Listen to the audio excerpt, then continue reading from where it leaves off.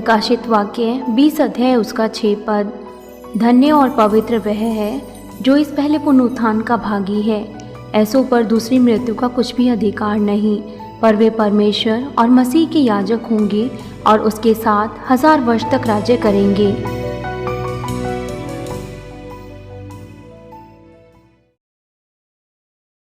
मसीह में प्रिय भाइयों और बहनों और सभी टीवी के श्रोताओं, ये स्वर की श्रृंखला का 7वां संदेश है। इस संदेश में मैं आपको 7 साल के विवाह भोज और 1000 वर्ष के राज्य के बारे में बताऊंगा। अदन के क्षेत्र में जहां पर हमारा विवाह भोज होगा, वहां पर एक बड़ा महल है जो कि उन सभी आत्माओं के लिए है जिन्होंने उद्धार पाया है। ये महल ये बहुत ज़्यादा सुंदर चीज़ों के साथ सजा हुआ है और इसके अंदर बहुत सी ज्योतियां हैं जो अलग अलग तरीक़ों से चमकती हैं। जब प्रभु की दुल्हन वो इस महल में पहुंचेंगी, तब हमारे प्रभु वो इस 7 साल के विवाह भोज की शुरुआत करेंगे अपनी एक दीन आवाज़ के साथ। ये 7 साल के विवाह भोज की शुरुआत होगी। आइए अब हम इस विवाह भोज के बारे में देखेंगे। मसीह में प्रिय भाइयों और बहनों, सभी की सभी चीज़ें जो भी 7 साल के विवाह भोज में होंगी, वो सभी स्वर्गदूतों के द्वारा तैयार की जाएंगी। पिता परमेश्वर ने पहले से ही हर एक चीज़ों को वहाँ पर तैयार किया है ताकि उद्धार पाई हुई आत्माएं उनको कोई भी असुविधा ना हो जब वो इस 7 साल के विवाह भोज में होंगी। इसका मतलब यह नहीं है कि लोग अपनी इच्छा के अनुसार वो उन स्वर्गदूतों पर नियंत्रण करेंगे जिस तरीके से वो बाद में यरूशलेम में करेंगे, लेकिन स्वर्गदूत वो पहले से ही हर एक प्रकार की सुविधाओं को और वो हर एक प्रकार से सजावट तैयार करेंगे और वो खाना भी देंगे। यहाँ तक कि जब इस संसार में कोई भी भोज होता है तो वहाँ पर बहुत सा खाना होता है और वहाँ पर संगीत और नृत्य भी होता है और ये सभी चीज़ें उस भोज में भी ज़रूरी है और वहाँ पर ये सभी चीज़ें वो स्वर्गदूतों के द्वारा तैयार की जाएंगी। उदाहरण के लिए, आप उस विवाह भोज के हीरो और हीरोइन या फिर नायक और नायिका हैं और स्वर्गदूतों ने आपके लिए उन सभी चीज़ों को तैयार किया है जो भी आप खाना और पीना चाहते हैं, और वो आपको आपकी इच्छा के अनुसार सभी चीज़ें दे रहे हैं जो भी आप खाना चाहते हैं। उस विवाह भोज में खाना वो इस संसार की तरह नहीं होगा। वहाँ पर विभिन्न प्रकार का खाना होगा और अदन में वो खाना आपके मुंह में बर्फ़ की तरह पिघल जाएगा। और इसके अलावा परमेश्वर के सिंहासन से बहते हुए जीवन के जल की नदी से आप उस मीठे पानी को भी पी सकते हैं। और इस विवाह भोज का अंत वो सुंदर स्तुतियों के द्वारा होगा। कभी कभार स्वर्गदूत वो सुंदर स्तुतियाँ गाएंगे और सुंदर नृत्य करेंगे और वो इस विवाह भोज को हमेशा आनंदित रखेंगे। आप न केवल वहाँ पर खड़े रहेंगे और उन स्वर्गदूतों की स्तुतियों और उस नृत्य को देखेंगे, आप भी प्रभु के साथ जो हमारा दूल्हा होगा, आप भी उनके साथ नृत्य करेंगे और स्तुति गाएंगे और आप पिता परमेश्वर को महिमा देंगे। और जब आप प्रभु के साथ नृत्य करेंगे तो फिर आप प्रभु के साथ उस समय बातचीत कर सकते हैं, उस समय के बारे में जब आपकी जुताई इस पृथ्वी पर हो रही थी, या फिर आप स्वर्ग के राज्य के बारे में बातचीत कर सकते हैं जहाँ पर आप रहेंगे, या फिर आप पिता परमेश्वर के प्रेम के बारे में बातचीत कर सकते हैं और आप इस तरीके से आप पिता परमेश्वर को महिमा देंगे। लेकिन लूका 22 अध्याय उसके 28 से 30 पद में कहा गया है, परंतु तुम वह हो जो मेरी परीक्षाओं में लगातार मेरे साथ रहे, और जैसे मेरे पिता ने मेरे लिए एक राज्य ठहराया है, वैसे ही मैं भी तुम्हारे लिए ठहराता हूँ, ताकि तुम मेरे राज्य में मेरी मेज पर खाओ पियो, वरन सिंहासनों पर बैठकर इस्राएल के 12 गोत्रों का न्याय करें।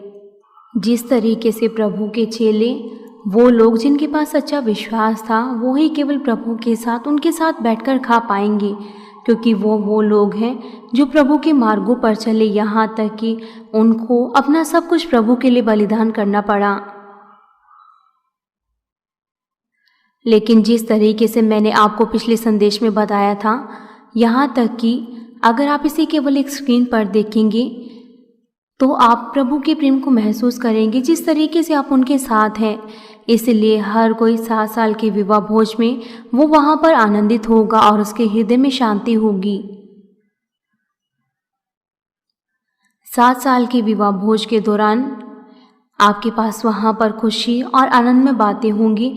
आप उन लोगों के साथ बातचीत कर सकते हैं जिनके साथ भी आप बातचीत करना चाहते थे, लेकिन आप पहले ऐसा नहीं कर पाएंगे बहुत सी ऐसी परिस्थितियों के कारण।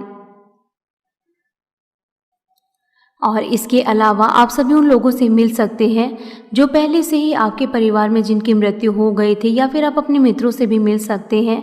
तो आप वहाँ पर कितने ज़्यादा खुश होंगे जब आप उनको वहाँ दोबारा से देखेंगे, और आप इस योग्य होने पाएंगे कि आप हर एक विश्वास के पूर्वजों को और उन चेलों के चेहरों को भी देखने पाएंगे, और आप कहेंगे वाह, वो व्यक्ति वो एलिया है, वो हनोक है, और आपके हृदय वो खुशी से भर जाएंगे। लेकिन जो भी है, आप ना केवल उनको आमंत्रित करने पाएंगे जो संपूर्ण आत्मा में आए हैं, लेकिन इसके लिए भी वहाँ पर एक प्रक्रिया है और आपको इसके लिए अनुमति लेने की ज़रूरत होगी। जब हमारे विश्वास के पिता जिस तरीके से अब्राहम और प्रेरित पौलुस जब वो अपनी गवाहियों को देंगे और जब वो सबके सामने कुछ प्रचार करेंगे, तो कुछ ऐसे लोग हैं जो उन्हें बहुत ज़्यादा नज़दीक के साथ देख सकते हैं और उनकी बातों को सुन सकते हैं, और बाकी सभी लोग वो उन्हें स्क्रीन पर देखेंगी। आप क्या सोचते हैं कि अब्राहम उस समय अपने हृदय में महसूस कर रहा होगा जब पिता परमेश्वर ने उसे इसहाक को होमबलि करके चढ़ाने के लिए कहा होगा? अब्राहम वो इस बात की गवाही देगा कि वो उस समय किस तरीके से सोच रहा था और किस तरीके का विश्वास उसके पास था, और प्रेरित पौलुस वो आप सबको बताएगा कि किस तरीके से उन परीक्षाओं में भी उसने उन स्तुतियों को गाया और उसने प्रभु का धन्यवाद दिया। जब उस पर बहुत सा सताव हो रहा था, उसने अपना खून बहाया और यहाँ तक कि वो मृत्यु के मार्गों पर था। वो उस समय उन बातों को बताएगा कि उसका हृदय उस समय में किस प्रकार का था। जिस तरीके से बहुत से लोग वो मुझे टीवी स्क्रीन पर देखते हैं और वो मेरे संदेशों को सुनने के द्वारा अनुग्रह पाते हैं, जिस तरीके से आप अभी अनुग्रह प्राप्त कर रहे हैं। जब हमारे विश्वास के पूर्वज और हमारे प्रभु जो ऊंचे स्तर पर है, जब वो अपनी गवाहियों को देंगे, तो हर कोई विवाह भोज में उन्हें देखने के योग्य होने पाएगा। मसीह में प्रिय भाइयों और बहनों, 7 साल के विवाह भोज के दौरान आप न केवल उस विवाह भोज में रहेंगे, लेकिन आपके पास एक समय होगा कि आप उस महल के बाहर भी जा सकते हैं। उस महल के बाहर आप उस वातावरण का आनंद ले सकते हैं, और आप पेड़ों से, फूलों से और आप बहुत से सुंदर पक्षियों के साथ मित्रता रख सकते हैं। आप उनके साथ बातचीत कर सकते हैं जो आपके प्रिय लोग हैं। आप उनके साथ उस मार्ग पे चल सकते हैं। आप उनके साथ नृत्य भी करेंगे और आप उनके साथ परमेश्वर की स्तुति भी गा सकते हैं। ये विशाल क्षेत्र जो विवाह भोज के मेहमानों के लिए तैयार किया गया है, हर जगह वहाँ पर ऐसी बहुत सी चीज़ें हैं जो हमारे लिए आनंद के लिए तैयार की गई हैं। उदाहरण के लिए, हम नाव पर सवार होकर झील में जा सकते हैं। हम अपने प्रभु के साथ भी वहाँ पर जा सकते हैं। हम वहाँ पर तैरने के लिए जा सकते हैं और हम वहाँ पर बहुत से खेलों को खेल सकते हैं। और इससे बढ़कर वहाँ पर ऐसी बहुत सी अकल्पनीय चीज़ हैं जो हमारे लिए पिता परमेश्वर ने अपने प्रेम के द्वारा तैयार की है, ताकि हम उन सभी चीज़ों का अनुभव कर सकें और हम उन चीज़ों से आनंदित हो सकें। यहाँ तक कि हम स्वर्ग के राज्य में हम उन प्रिय लोगों के साथ वहाँ पर चल सकते हैं और उन लोगों से मिल सकते हैं जिनसे भी हम मिलना चाहते हैं। उस अदन में 7 साल के विवाह भोज के दौरान आप उन सभी लोगों से मिल सकते हैं। जब आप पृथ्वी पर थे, आप उन्हें याद करते थे और आप उनसे मिलने के लिए सोचते थे। आप उनके साथ वहाँ पर मित्रता कर सकते हैं जिन्हें आप देखना चाहते थे, लेकिन आप इस पृथ्वी पर उनसे नहीं मिल पाए। अगर आप स्वर्ग के राज्य में जाएंगे तो फिर आप उन्हें नहीं देखेंगे जिस तरीके से आप उन्हें देखना चाहते हैं। तो आप क्या सोचते हैं कि स्वर्ग में क्या कोई समस्या होगी? नहीं, ऐसा नहीं है। स्वर्ग बहुत ज़्यादा सुंदर है और वहाँ पर भी आनंद है। आप इस तरीके से जिससे भी आप मिलना चाहते हैं, आप उन्हें स्वर्ग में ऐसे नहीं मिल पाएंगे, क्योंकि स्वर्ग में हर कोई अलग अलग स्तरों पर जाएंगे। स्वर्ग लोग पहला राज्य, दूसरा राज्य, तीसरा राज्य और नया यरूशलेम। नए यरूशलेम के निवासी वो किसी भी दूसरे स्वर्ग के राज्य में जा सकते हैं और वो दूसरे लोगों को किसी भी स्थान पर आमंत्रित कर सकते हैं, लेकिन जो स्वर्ग के दूसरे राज्यों में रहते हैं वो लोग नए यरूशलेम में नहीं जा सकते। लेकिन बिना आमंत्रण के वो जो दूसरे राज्यों में हैं वो वहाँ पर नहीं जा सकते। ये 7 साल के विवाह भोज से अलग होगा। 7 साल के विवाह भोज में वो एक दूसरे से मिल सकते हैं जिनसे भी वो मिलना चाहते हैं। 7 साल के विवाह भोज के दौरान वहाँ पर बहुत सी ज्योतियाँ होंगी, क्योंकि ये ज्योतियों का संसार है और वहाँ पर कुछ भी अंधकार नहीं होगा। इसका मतलब है कि हमें वहाँ पर सोने की और आराम करने की ज़रूरत नहीं होगी। जिस तरीके से इस पृथ्वी पर हम करते हैं, कोई मायने नहीं रखता कि आप कितना ज़्यादा आनंदित होंगे और आप थकेंगे नहीं। आप इसके बजाय और ज़्यादा खुशी से और आत्मा से भर जाएंगे, यहाँ तक कि आप समय के बहाव को भी नहीं महसूस करने पाएंगे कि कितनी जल्दी से 7 साल का विवाह भोज बीत गया। जिस तरीके से 7 दिन या फिर 7 घंटे, यदि आपके परिवार के सदस्य जो हवा में नहीं उठाए गए लेकिन 7 साल के महाकलेश में यहाँ पर रह गए, तो भी आप बहुत ज़्यादा धन्यवादी होंगे कि आप बिना अपने परिवार के सदस्यों के बारे में चिंता करते हुए आप उन्हें उस 7 साल के विवाह भोज को ख़त्म किया। यहाँ तक कि प्रभु ने मुझसे बताया कि 7 साल के दौरान मैं उनसे बहुत ज़्यादा बातचीत करूँगा, तो भी मेरा हृदय वो शांत नहीं होगा, क्योंकि बहुत से लोग वो इस पृथ्वी पर रह जाएंगे। वो लोग जो हवा में नहीं उठा लिए जाएंगे और उन्हें उस पृथ्वी पर रहना पड़ेगा और वहाँ पर 7 साल का महाकलेश होगा। उन्हें अपने विश्वास में बने रहना चाहिए, उन सताओं को पार करना चाहिए और उन्हें शहीद के रूप में मर जाना चाहिए ताकि वो उस उद्धार को प्राप्त करें। इसीलिए मैं अपने हृदय को उनकी ओर रखूँगा, क्योंकि मेरे हृदय में उनके लिए बहुत ज़्यादा दर्द होगा, यहाँ तक कि प्रभु की बाहों में भी। लेकिन उन सभी आत्माओं के लिए जो इस पृथ्वी पर रह गई, मैं आशा करता हूँ कि वो अपने विश्वास को थामे रखेंगी और मैं उनके लिए अपने पूरे हृदय के साथ प्रार्थना करूँगा, क्योंकि मैं अपने हृदय में आत्माओं को रखता हूँ। ये मेरा कर्तव्य है। श्वेत न्याय सिंहासन से पहले जब मैं यरूशलेम में जाऊँगा, यहाँ तक कि 1000 वर्ष के राज्य में भी मैं उन आत्माओं को अपने हृदय में रखूँगा। जब 7 साल का विवाह भोज होगा हवा में, नरक के जैसा समय वो इस पृथ्वी पर होगा उन 7 सालों तक। अदन में 7 साल वो केवल कुछ ही क्षणों के लिए होंगे, लेकिन उसी समय इस पृथ्वी पर वो 7 साल के लिए महाकलेश का समय होगा और वो इस पृथ्वी के लोग वो समय में बहुत ज़्यादा लंबा महसूस करेंगे। इस पृथ्वी पर मसीह विरोधी लोग होंगे और वो उन विश्वासों को ढूंढेंगे जो प्रभु में विश्वास करते हैं और उन्हें बहुत ज़्यादा सताव देंगे ताकि वो प्रभु का इनकार करें। यहाँ तक कि हम उन सताव और उन पीड़ाओं की कल्पना भी नहीं कर सकते जो उस समय इस पृथ्वी पर होंगी। इसीलिए वो जो अपने विश्वास में बने रहने की कोशिश करेंगे, हर दिन वो डर में जिएंगे। आपको यहाँ पर जानना चाहिए कि ये आपके लिए कितना ज़्यादा धन्यवादी होगा कि आप 7 साल के विवाह भोज में होंगे। आपको इस बात को मालूम करना चाहिए कि आपके लिए कितनी ज़्यादा खुशी की बात है कि आपको प्रभु के द्वारा प्रेम मिलेगा और हमारे पिता परमेश्वर ने उस 7 साल के विवाह भोज को हमारे लिए तैयार किया है। इसीलिए मैं आशा करता हूँ जो इस समय संदेश को सुन रहे हैं वो अपने उस तेल को तैयार करेंगे ताकि आप उस सुंदर 7 साल की विवाह भोज में जाने पाएं। 10 कुंवारियों के दृष्टांत में जो मत्ती 25 अध्याय में दिया गया है, वहाँ पर 5 बुद्धिमान कुंवारियाँ थी और वहाँ पर 5 मूर्ख कुंवारियाँ थी।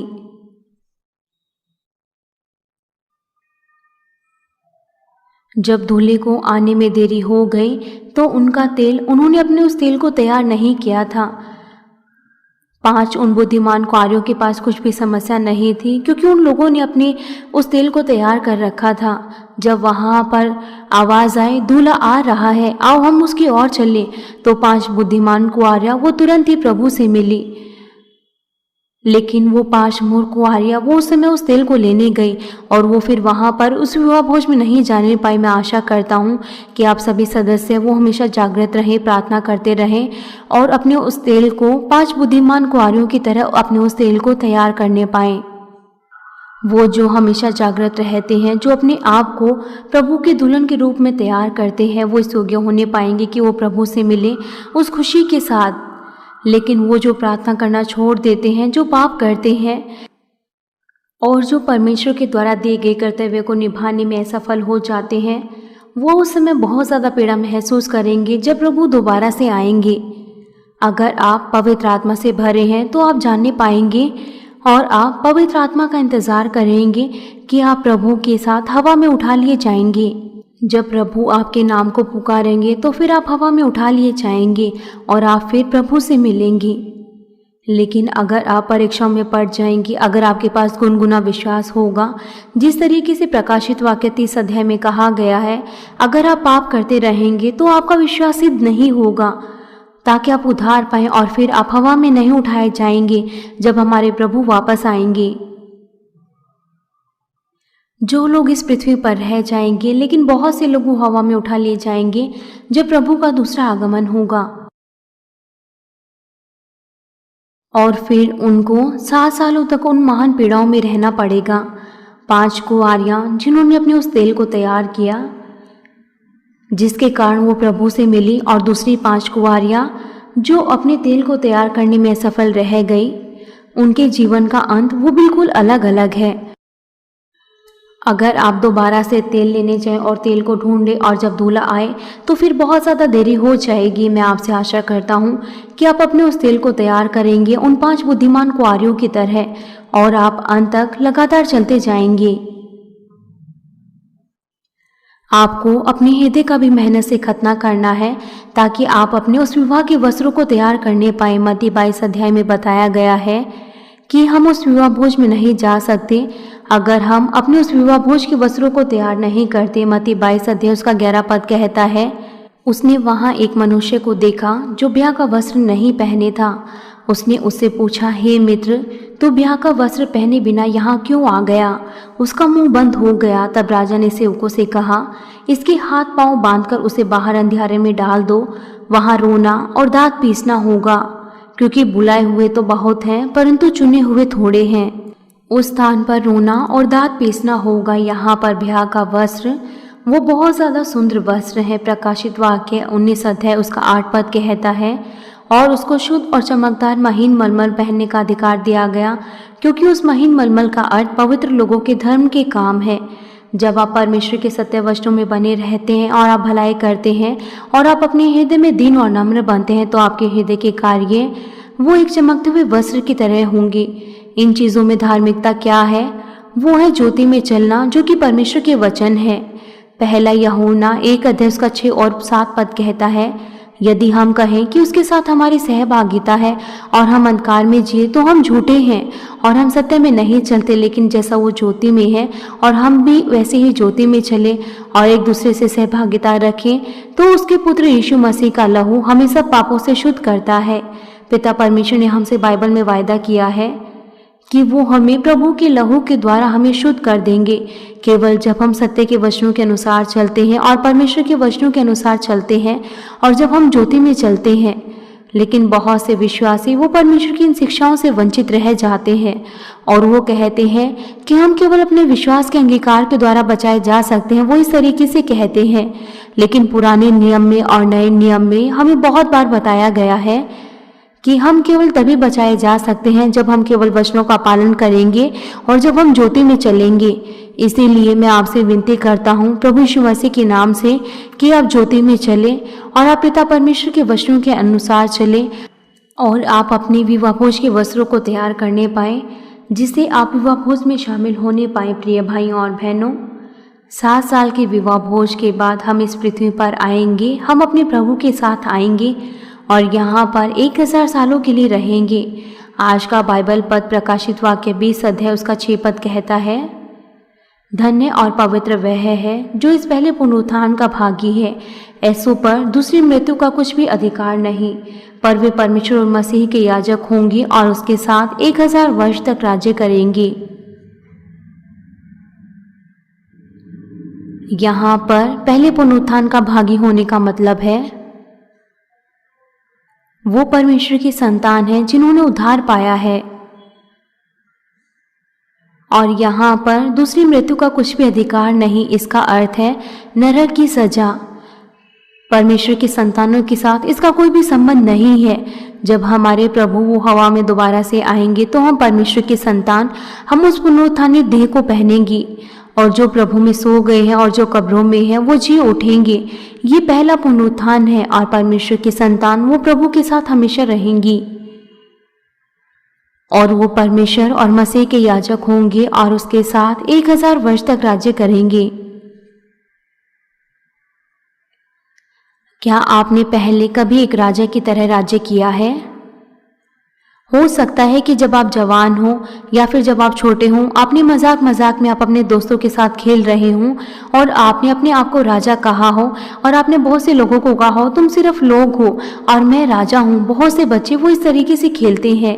इस पृथ्वी का राजा वो सिंहासन पर बैठता है। बहुत से सालों तक जब हम परमेश्वर के संतान, जब हम 7 साल के विवाह भोज में होंगे तो उसके बाद हम 1000 साल तक राज्य करेंगे। आप एक राजा की तरह होंगे उस 1000 वर्ष के राज्य में। आप में से कुछ लोग वो इस तरीके से सोच सकते हैं और इस तरीके से कह सकते हैं कि इसमें क्या अच्छा है अगर हमारी राजा की तरह सेवा हो और सब हमें राजा कहें। जब 1000 वर्ष का राज्य शुरू होगा, वो जो 7 साल के महाकलेश में होंगे वो एक दूसरे से शादी करेंगे और वो बहुत सी संतानों को जन्म देंगे जितना वो कर सकते हैं और वो इस पृथ्वी को भर देंगे। वहाँ पर कोई भी दर्द नहीं होगा और ना ही वहाँ पर कोई भी बीमारी नहीं होगी, ना ही कोई मृत्यु होगी। लोग कभी भी कोई दर्द महसूस नहीं करेंगे। वहाँ पर कभी भी कोई ऐसा कार्य नहीं होगा जो दुष्शत्रु शैतान उन पर परीक्षाएं लेकर आता है। इसलिए लोग वहाँ पर 1000 साल तक रहेंगे। वो वहाँ पर फलेंगे, फूलेंगे और इस पृथ्वी पर भर जाएंगे। इसीलिए परमेश्वर के संतान वो उन्हें एक याजक की तरह सिखाएंगे और वो उन पर एक राजा की तरह राज्य करेंगी। इसीलिए ये आपके लोग होंगे जब आप उन पर राज्य करेंगे एक राजा की तरह। दूसरे शब्दों में आप राजा बन जाएंगे और वो आपके लोग बन जाएंगे। जब मैं पहली बार प्रकाशित वाक्य की किताब को पढ़ रहा था तो उस समय मैं बहुत ज़्यादा हैरान हुआ कि किस तरीके से परमेश्वर की संतान वो उन पर राज्य करेंगी। शुरुआत में मैं इस तरीके से सोच रहा था, हम लोगों को एक याजक की तरह सिखाएंगे और एक राजा की तरह राज्य करेंगे और जब हमारे प्रभु दोबारा से इस पृथ्वी पर आएंगे वो इस पृथ्वी पर साफ करेंगे जो 7 साल के महाकलेश के दौरान प्रदूषित हो जाएगी। सबसे पहले वो प्रदूषित वायुओं को साफ करेंगे, उसके बाद वो इस वातावरण को, हर एक पहाड़, हर एक प्रकृति को वो साफ करेंगे और दोबारा से उसे सुंदर बनाएंगे। इसीलिए जिस तरीके से हनीमून होता है, हम इस पृथ्वी पर जो कि नई बनाई जाएगी, हम अपने प्रभु के साथ जाएंगे। आप कौन से स्थान पर सबसे ज्यादा जाना चाहेंगे हमारे प्रभु के साथ? जब 1000 साल का समय खत्म हो जाएगा तो फिर पिता परमेश्वर इन सभी चीजों को पहले स्वर्ग में संचालित करेंगे। ये पृथ्वी, सूर्य, चांद, सब कुछ। इसीलिए जब 7 साल का विवाह भोज खत्म हो जाएगा, पिता परमेश्वर वो इस पृथ्वी को साफ करेंगे जहाँ पर हमने मनुष्य जाति की जुताई की थी और उसके बाद हम 1000 सालों तक यहाँ पर राज्य करेंगे। ये सभी चीज़ें ये पिता परमेश्वर के प्रावधान में है। जब पिता परमेश्वर ने इन सभी चीज़ों को 6 दिन में बनाया और 7वें दिन उन्होंने विश्राम किया। परमेश्वर ने हमें बताया है कि प्रभु के साथ एक दिन 1000 दिन के बराबर होगा और 1000 दिन वो एक दिन के बराबर होंगे। इसीलिए जिस तरीके से पिता परमेश्वर ने 7वें दिन विश्राम किया, जब उन्होंने 6 दिन में सभी चीज़ों को बनाया, पिता परमेश्वर ने हमें ये 1000 वर्ष का समय दिया है ताकि हमने जो मनुष्य जाति की जुताई इस पृथ्वी पर की है, हम उसे याद ना करें। ये पृथ्वी, ये हमारा दूसरा घर है। तब पहला घर कहाँ है? जिस तरीके से एक स्तुति कहती है कि हमारा पहला घर वो स्वर्ग के राज्य में है और जो इस पृथ्वी पर हमारा घर है ये दूसरा घर है। क्यों फिर पिता परमेश्वर ने ऐसा कहा है कि स्वर्ग के राज्य में वो हमारा पहला घर है? यहाँ तक कि हमने इस पृथ्वी पर जन्म लिया। जिस तरीके से मैंने आपको पहले बताया था, हमारी आत्मा का स्वामी और हमारी आत्मा वो स्वर्ग से आई है। इसीलिए इस पृथ्वी का घर जहाँ पर हमारी जुताई हो रही है, जब आप स्वर्ग में जाएंगे और जब आप हमेशा वहाँ के लिए रहेंगे तो आप इस पृथ्वी को दोबारा कभी नहीं देखेंगे। पिता परमेश्वर इस पृथ्वी को दूसरी जगह संचालित कर देंगे, इसलिए आप यहाँ पर नहीं आ सकते। इसीलिए पिता परमेश्वर ने सब कुछ चीज़ें, ताकि हम पिता परमेश्वर के संतान इस पूरे संसार भर में 1000 वर्ष के राज्य के दौरान जा सकते हैं। 1000 सालों के समय में हम अपने प्रभु के साथ रहेंगे और हम इस पृथ्वी पर उस समय का आनंद लेंगे जो दोबारा से पिता परमेश्वर के द्वारा सुंदरता के साथ बनाई जाएगी। हम बहुत से स्थानों पर जाएंगे जहाँ जब हमारी जुताई हो रही थी हम वहाँ पर नहीं जा पाए और हम सभी के सभी आनंदित होंगे। इस समय इस पृथ्वी पर कोई भी दुष्ट शत्रु शैतान नहीं होगा, इसलिए ये हमारे लिए जीवन और विश्राम का समय होगा ताकि हम शांति के साथ इस समय में रहें। इस समय के दौरान न केवल यहाँ पर आत्मिक जन होंगे बल्कि शारीरिक लोग भी होंगे जो 7 साल के महाकलेश का सामना करेंगी। प्रभु और आत्मा के लोग वो इस पृथ्वी पर रहेंगे, लेकिन वो इन शारीरिक लोगों के साथ नहीं रहेंगे। वो अलग से एक जगह पर रहेंगे जिस तरीके से एक महल होता है। आत्मा के लोग उस महल में रहेंगे और शारीरिक लोग वो उस महल के बाहर रहेंगे। आत्मा के लोग वो पहले से ही अपनी आत्मिक देह में होंगे, इसीलिए वो हमेशा जीवित रहेंगे। इसीलिए वो हमेशा उन सुंदर फूलों की महक लेंगे, लेकिन जब वो उन शरीर के लोगों के साथ मिलेंगे तो वो आत्मिक लोग भी खाना खा सकते हैं, लेकिन उनके पाचन की प्रक्रिया वो शारीरिक लोगों की तरह नहीं होगी। लेकिन उनका खाना उनके मुंह में पिघल जाएगा और उनकी सांसों के द्वारा वो बचा हुआ भाग बाहर आ जाएगा। 1000 वर्ष के राज्य के दौरान वहां पर कोई भी बुराई और कोई भी वहां पर लड़ाई झगड़ा नहीं होगा। यहाँ तक कि शारीरिक लोग वो मीट भी नहीं खाएंगे। जिस तरीके से लोग वनों की बाढ़ से पहले होते थे, वो मांस नहीं खाएंगे क्योंकि वो इतने बुरे नहीं होंगे। वो केवल शाकाहारी होंगे और वो केवल फलों और सब्जियों को ही खाएंगे। तो फिर वो फल कितने ज़्यादा स्वादिष्ट होंगे। वो फल वो गंदे नहीं होंगे लेकिन वो शुद्ध होंगे। लेकिन जब आप उस खाने को खाएंगे या फिर जब आप किसी फल को खाएंगे तो वो फल वो आपके मुंह में पिघल जाएगा। हमारे पिता परमेश्वर वो आपको ऐसे बेहतरीन फल देंगे, क्योंकि 7 साल के महाकलेश का सामना करने के लिए बहुत कम लोग रह जाएंगे। वो लोग वो केवल बच्चों को पैदा करने में ही अपना ध्यान देंगे, क्योंकि वहाँ की हवा साफ होगी और वहाँ पर कोई भी दुष्ट शत्रु शैतान नहीं होगा। वहाँ पर कोई भी बीमारी और कोई भी पाप नहीं होगा, क्योंकि दुष्ट शत्रु शैतान जो उन्हें भड़काता है बुराई करने के लिए वो वहाँ पर नहीं होगा। उस समय वो सथा कुंड में डाल दिया जाएगा, यहाँ तक कि अधर्मी लोग और बुरे लोग वो वहाँ पर नहीं होंगे। 7 साल के महाकलेश के बाद वहाँ पर केवल बहुत ही कुछ कम लोग इस पृथ्वी पर रह जाएंगे। इसीलिए वो लोग बहुत सी संतानों को जन्म देना चाहेंगे, जितना ज़्यादा वो दे सकते हैं। ये बिल्कुल नूह की बाढ़ के बाद के समय की तरह होगा। बहुत से अफ्रीका के देशों में वो अभी भी बहुत से बच्चों को जन्म देते हैं, जितना ज़्यादा वो अपने बच्चों को जन्म दे सकते हैं। कुछ माता पिता उनके 10 से भी ज़्यादा या 20 से भी ज़्यादा बच्चे होते हैं, लेकिन उनकी जनसंख्या वो अभी भी कम है, क्योंकि वहाँ पर लगातार युद्ध होते हैं। वहाँ पे बहुत सी बीमारियाँ हैं, बहुत से छोटे बच्चे वहाँ पर मर जाते हैं और उनको वहाँ पर ऐसी बहुत सी बीमारियाँ होती हैं। वो इस तरीके से जितना ज़्यादा वो संतानों को जन्म दे सकते हैं वो उतना ज़्यादा जन्म देते हैं, लेकिन उनके बहुत से संतान वो जवान होकर मर जाते हैं, क्योंकि वहाँ पर बहुत सी महामारियाँ हैं। वहाँ पर कोई भी मृत्यु नहीं होगी, इसलिए 1000 वर्ष के दौरान ये पूरी पृथ्वी बहुत से लोगों के द्वारा भर जाएगी, क्योंकि बहुत सी सुविधाएं वो 7 साल के महाकलेश के समय वो नष्ट हो जाएंगी। इसलिए लोग दोबारा से अपने पुराने जीवन के तरीकों में चले जाएंगे। वो दोबारा से भूमि को जोतेंगे और वो बहुत सी संतानों को भी जन्म देंगे और वो इस तरीके से अपना नया जीवन शुरू करेंगे, एक शांति में और सुंदर वातावरण में। प्रिय भाइयों और बहनों, आप इस तरीके से सोच सकते हैं कि वो लोग जो विकास की ओर दौड़ रहे हैं उनके पास बहुत सी समस्याएं होंगी। अगर वो अपने बीते जीवन में चले जाते हैं, आत्मिक लोगों को वहाँ पर कोई भी मुश्किल नहीं होगी जिस तरीके से शारीरिक लोगों को होती है। जब भी मैं अपने बचपन के बारे में और अपने गांव के बारे में सोचता हूँ तो मैं उस अपने गांव को और उस स्थान को याद करता हूँ, लेकिन जब मैं एक बार उस स्थान पर गया था तो मैं निराश हो गया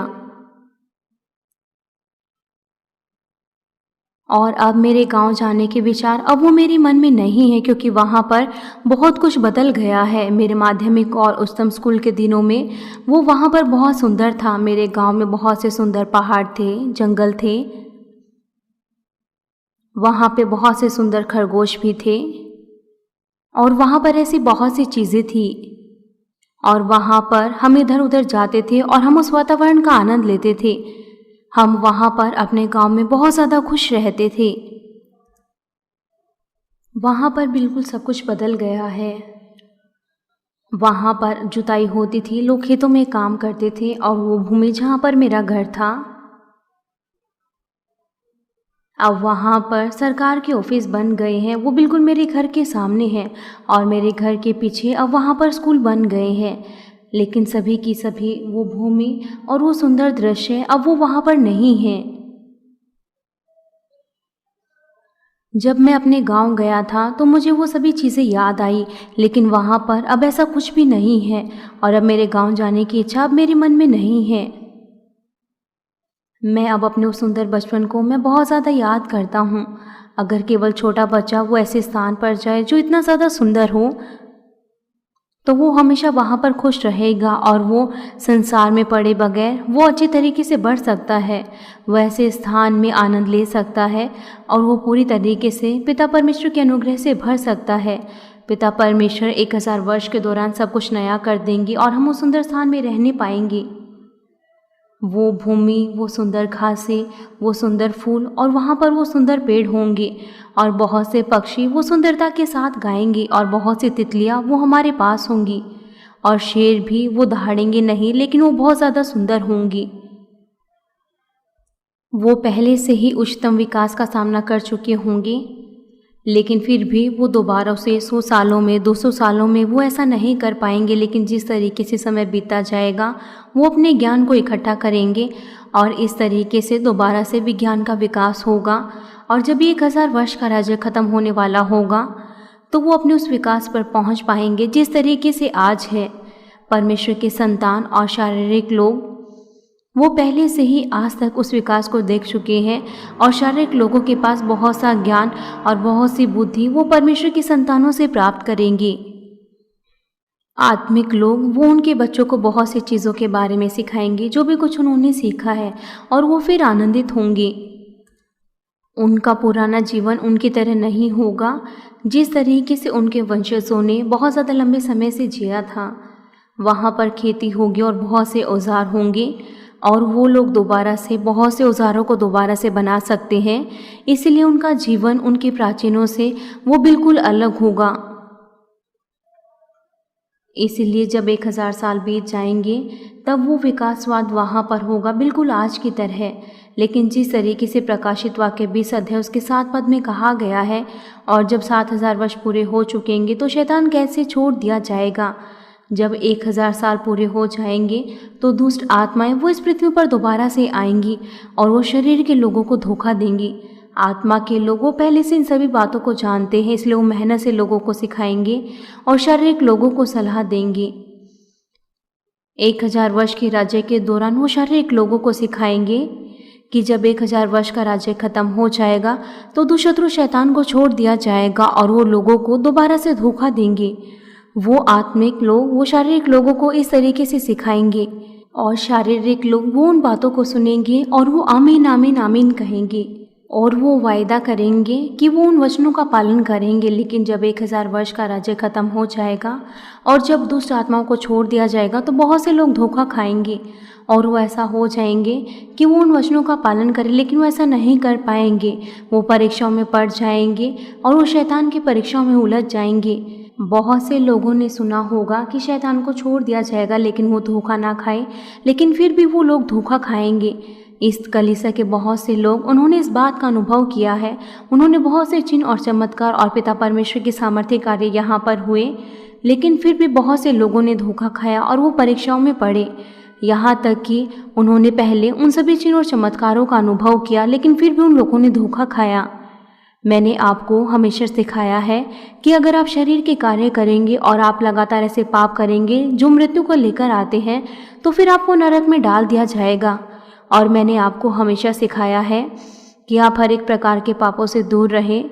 और मैंने आपको पिता परमेश्वर के सामर्थ्य कार्य दिखाए हैं, मैंने आपको अद्भुत चिन्ह और चमत्कार दिखाए हैं ताकि वो मेरे वचनों को सिद्ध करें। लेकिन बहुत से श्रोता वो दुष्ट शत्रु शैतान के जालों में फंस जाते हैं, वो इस संसार में पड़ जाते हैं और फिर वो अंत में इस कलीसिया को छोड़ देते हैं।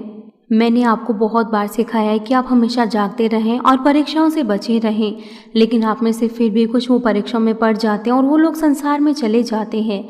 ये शारीरिक लोगों के साथ भी ऐसा ही है जो 1000 वर्ष के राज्य में रहेंगे। कोई मायने नहीं रखता कि उन्हें कितनी मेहनत से सिखाएं, तो भी वो परीक्षाओं में पड़ जाएंगे और वो परमेश्वर के विरोध में खड़े होंगे।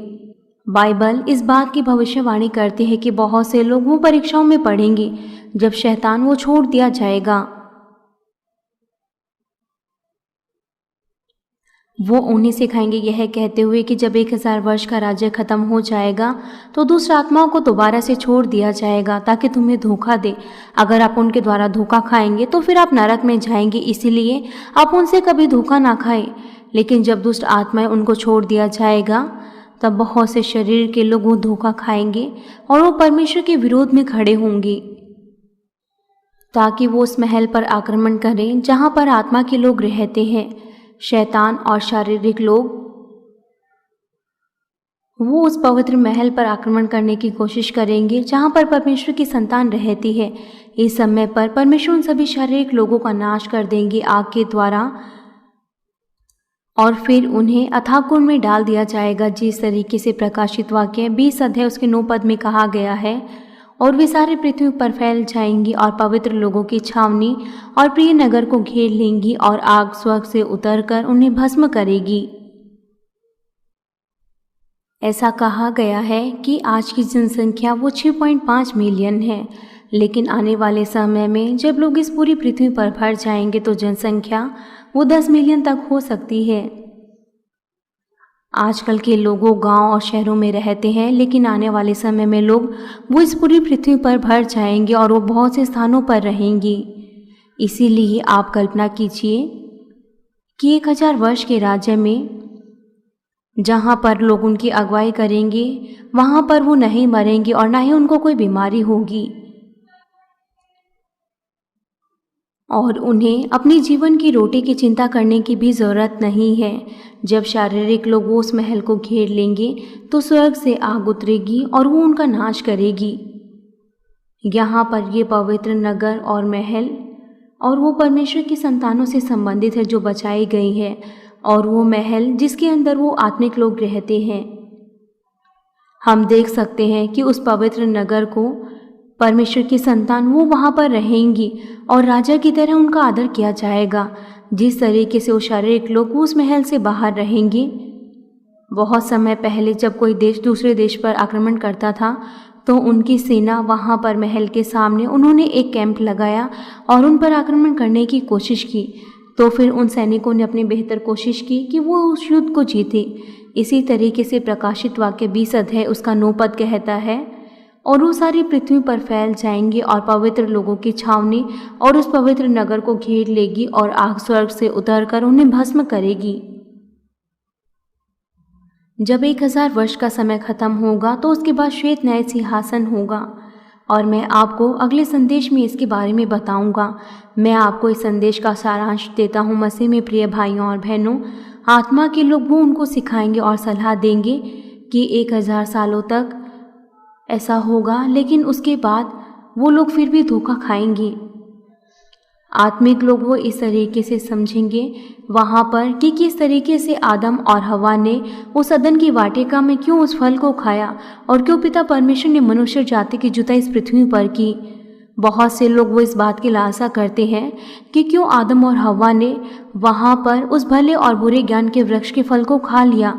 यहाँ तक कि पिता परमेश्वर ने उनसे कहा था कि वो उस वृक्ष से उस फल को ना खाए।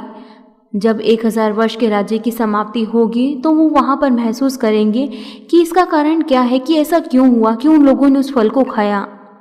हम परमेश्वर की संतान हम लोगों को सिखाएंगे और उनसे विनती करेंगे कि वो जागृत रहे और वो परीक्षा में ना पड़े, वो शैतान की परीक्षाओं में ना पड़े। लेकिन फिर भी वो लोग धोखा खाएंगे जब दुष्ट शत्रु शैतान को छोड़ दिया जाएगा और फिर वो लोग वो मृत्यु की मार पर जाएंगे। हम उन्हें धोखा खाते हुए देखेंगे और उन्हें नरक जाते हुए देखेंगे।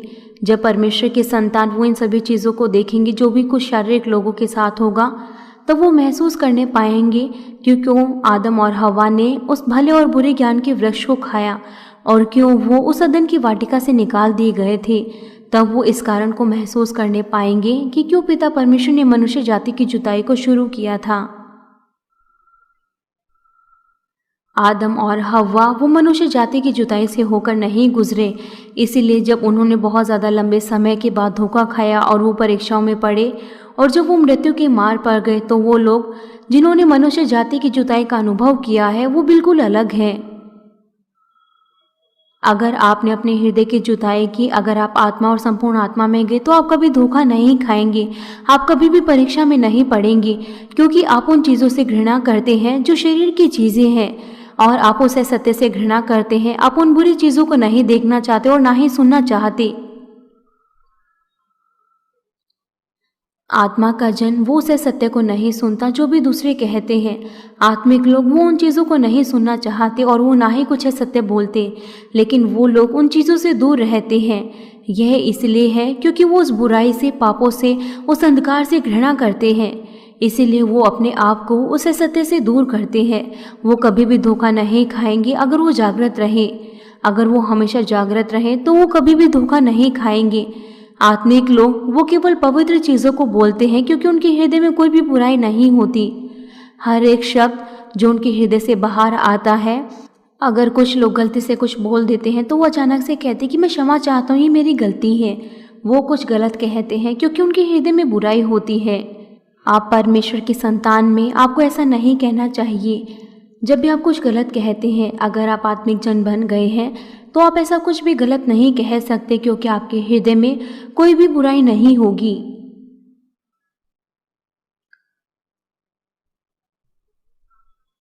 एक आत्मा का जन, उसको कभी भी ऐसा नहीं कहना चाहिए कि मैंने कोई गलती की है। क्या कारण है कि बहुत से लोग कहते हैं कि मैं क्षमा चाहता हूँ, आई एम सॉरी। क्यों? क्योंकि उनके हृदय में बुराई होती है। अगर आप आत्मा के स्तर पर आए हैं, अगर आपने उस भलाई को अपने हृदय में रखा और आप आत्मा में आए हैं जो वास्तव में पिता परमेश्वर ग्रहण करते हैं, तो आपके हृदय से हर एक प्रकार की बुराइयां वो दूर हो जाएंगी। क्यों? आपके शब्द वो ग्रहण योग्य होंगे, आपके शब्द वो सुंदर होंगे और वो भले होंगे। कुछ लोगों ने मेरे पास पत्रों को भेजा और जब मैंने उन्हें पढ़ा तो मैंने महसूस किया कि उन्होंने कितनी ज़्यादा भलाई और प्रेम को अपने हृदय में जोता है। और उस समय मैं जानने पाया कि क्या उन्होंने उस प्रेम के साथ भेजा है या फिर बुराई के साथ उन पत्रों को लिखा है। उन्होंने शायद ये महसूस नहीं किया कि उन्होंने अपनी बुराई के कारण उन शब्दों को लिखा, लेकिन कोई आत्मिक जन वो उनकी बातों के द्वारा उन्हें देख सकता है कि वो कितने भले हैं। ये उस प्रार्थना के समय भी ऐसा ही है। कुछ कार्यकर्ता प्रार्थना के समय कुछ ऐसे अपवित्र शब्दों का प्रयोग करते हैं। जब वो उस अगुवाई प्रार्थना को करते हैं, वो उन बुरे शब्दों को बोलते हैं जो उनके हृदय में छुपे हुए होते हैं। अगर आप आत्मा के स्तर पर पहुंच गए हैं तो शारीरिक चीज़ें वो आपके हृदय से दूर हो जाएंगी और आपके हृदय में आत्मा होगी जो आपकी अगुवाई करेगी। इसीलिए उसके अनुसार जितना ज़्यादा आपका विश्वास का स्तर होगा, स्वर्ग लोक, पहला राज्य, दूसरा राज्य, तीसरा राज्य या फिर नया यरूशलेम, आपकी पवित्रीकरण का स्तर वो बिल्कुल अलग अलग होगा और आपके हृदय में कोई भी बुराई नहीं होगी। वो आत्मिक लोग वो कभी भी धोखा नहीं खाएंगे, लेकिन वो शारीरिक लोगों पर एक राजा की तरह वो राज्य करेंगे। वो पिता परमेश्वर के पवित्र नगर में रहेंगे और हमारे प्रभु के साथ कार्य करेंगे। और शारीरिक लोग वो हमारे प्रभु को देखेंगे, लेकिन वो फिर भी परीक्षाओं में पड़ेंगे जब शैतान को छोड़ दिया जाएगा। यह इसीलिए है क्योंकि वो जो मनुष्य जाति की जुताई से होकर गुजरे हैं और जो मनुष्य जाति की जुताई से होकर नहीं गुजरे, वो बिल्कुल अलग हैं। परमेश्वर की ऐसी संतानें जिन्होंने रिलेटिविटी या फिर सापेक्षता का अनुभव किया है और जिन्होंने पिता परमेश्वर के प्रेम के द्वारा अपनी बुराइयों को दूर किया, वो कभी भी पिता परमेश्वर को धोखा नहीं देंगे और पिता परमेश्वर के साथ अपना सच्चा प्रेम वो बांटेंगे। वास्तव में खुशी और धन्यवाद वो अपने हृदय में महसूस करेंगे जो भी उन्हें स्वर्ग के राज्य में दी गई है और उनका हृदय कभी भी नहीं बदलेगा। लेकिन अगर आप यदि आप मनुष्य जाति की जुताई से होकर नहीं गुजरे और अगर आपने उस रिलेटिविटी का अनुभव नहीं किया, उस सापेक्षता का अनुभव नहीं किया, तो आपके हृदय में सच्ची खुशी और सच्चा धन्यवाद नहीं होगा। यहाँ तक कि बहुत सी सुंदर चीज़ें वो आपको दी गई और यहाँ तक कि मनुष्य जाति के दौरान आप अपनी बुराइयों को ढूंढ सकते हैं और आप उन्हें अपने हृदय से दूर कर सकते हैं ताकि आप स्वर्ग में बेहतर स्थानों में जाने पाए। इसलिए मैं आपसे आशा करता हूँ कि आप अपनी मनुष्य जाति की जुताई में धन्यवाद के साथ जिएंगे। आपको महसूस करना है कि मनुष्य जाति की जुताई ये आपके लिए कितनी ज़्यादा कीमती है जो आपको मनुष्य जाति की जुताई दी गई है। इसलिए मैं आपसे विनती करता हूँ ताकि आप आत्मा में और संपूर्ण आत्मा में जाएं जितनी जल्दी आपसे संभव हो सके। मैं आशा करता हूँ कि आप सभी जागृत रहेंगे और आप अपने उस तेल को तैयार करेंगे जिस तरीके से उन 5 बुद्धिमान कुंवारियों ने किया और आप अपने हृदय का खतना करेंगे और आप ज्योति में चलेंगे और आप सुंदर और उस चमकते हुए विवाह भोज के कपड़ों को तैयार करेंगे। होने पाए आप में से सभी वो उस विवाह भोज के नायक और नायिका बनने पाए और आप उस विवाह भोज में प्रभु के साथ आनंद लेने पाए। मैं प्रभु यीशु मसीह के नाम से प्रार्थना करता हूँ।